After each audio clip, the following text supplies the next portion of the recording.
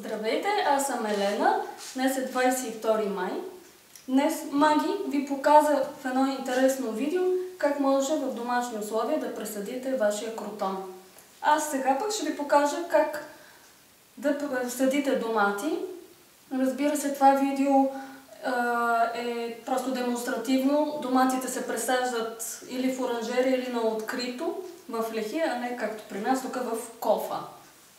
От пазара съм купила 3 сорта домати: наслада, розов и биволско сърце.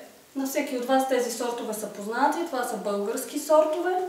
Насладата представлява подобрен идеал. Това е високо растящ сорт домати. Реколтата е едри червени домати, които при богата почва могат да достигнат и 300 грама. Сорта е подходящ и за транспортиране, защото има по-твърда кожица и това позволява и да издържи по-дълго време. Сорта е устойчив на тютюнева мозайка, толерантен е на алтернария. Издържа на транспорт. Докато другите два сорта, розовия и биволското сърце, не издържат. Те са с по-тънка кожица. Всичките имат много добър вкус. И трите са средно рано зрели, което означава, че юли-август вече може да имате реколта. Двата последни сорта, за които стана дума, розовия и биволското сърце, са подходящи за пряка консумация и имат балансиран вкус. Какво е хубаво да припомним за доматите? Домата идва от Южна Америка, което идва да каже, че това е светлолюбиво, топлолюбиво растение. Оптималната температура за развитие на растението е 22-27 градуса. При температури около 15 градуса се възпрепятства развитието, спира цъфтежа. При температура над 35 градуса също растението се чувства недобре. Спира фотосинтезата, нарастването се прекратява. Споменах, че е и светлолюбиво. Например, в периода на растеж на разсада е важно да осигуриме добра осветеност. Когато не е добре осветено растението, то е бледо, зелено, бледо, светло е, изтънено, такова, както го наричат колегите, етиолирало. Друго важно нещо е в каква почва се гледа. Важно е да се знае, че тя трябва да е добре балансирана откъм микро- и макроелементи. Добре е не само амониева селитра да се използват, а да се използват и фосфорни и калиеви торове. Фосфора стимулира доброто образуване на хубава коренова система, а калия дава добър здрав плод. Между другото и картофа е калиево-любива култура.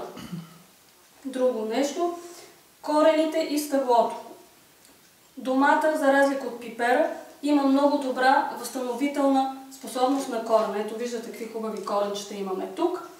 Също пуска корени и от стъблото. Сортовете, които са при някои сортове корената си стига до 60 см дълбочина. Важно е и при подбора на домати да имаме предвид следното, че имаме високо растящи сортове, каквито са тези трите, които са представени. Имаме и ниско растящи. При високо растящите имаме две процедури, които са важни да се спазват. Това са колтученето и прекършването на върха. Колтуците, сега тук да погледна, ето и тук имаме един колтук. Той се образува между стъблото и разклонението. Хубаво е този колтук внимателно с един пръст да се отстрани, защото колтука отнема от силата на растението. Вместо да храним колтука, е хубаво да храним все пак плодовете. Прекършването на върха също е важна процедура, за да можем до късна есен да оберем плодовете а не както в района на София слана да ни накара бързо да приберем реколтата. Друго нещо са неприятелите. Когато засаждаме доматите, трябва да имаме предвид, че има два почвени неприятели, които са важни. Това са поповото прасе и телените черви. Преди на пазара се предлагаше препаратът Мезорол Шнекенхорн, който беше много добър за борба с попово прасе и голите охлюви. От миналата година вече го няма на пазара и клиенти казваха, че им е много трудно да се справят с този проблем. От тази година на пазара се предлага нов продукт, казва се БВМ. Той се предлага за попово прасе и телени черви. Важно е да се знае, че този препарат се прилага при засаждането на растението. Т.е. това трябва да е в корено обитаемия слой, там където са и неприятелите.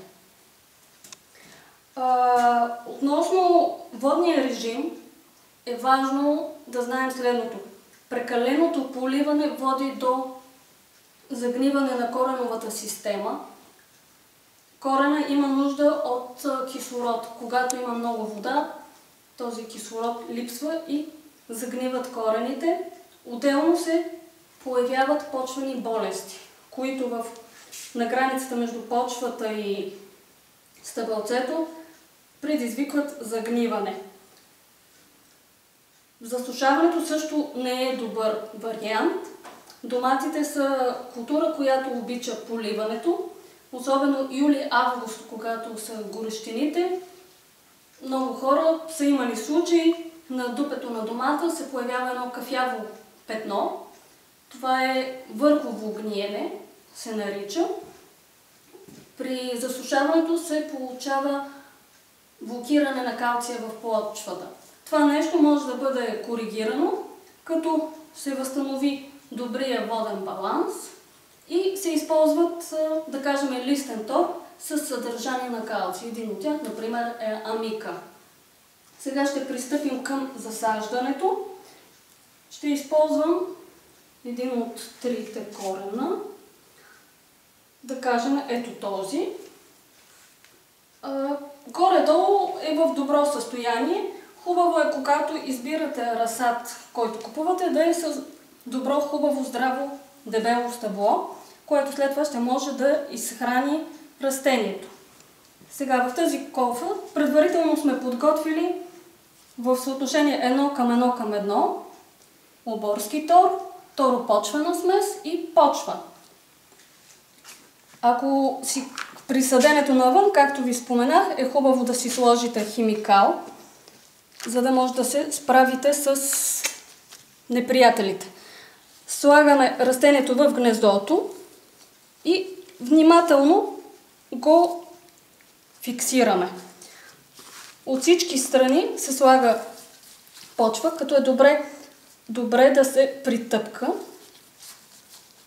и се слага почва от всички страни. Както ви казах, домата пуска допълнителни коренчета, което може да го стабилизира. Тъй като това е високо растящ, ще трябва да се сложи подпора. Имайте предвид, че при връзването също трябва да се внимава и да се използват, например, хората използват от чорпогашници връзки. Важното е да не се наранява стъблото, защото оттам проникват неприятели.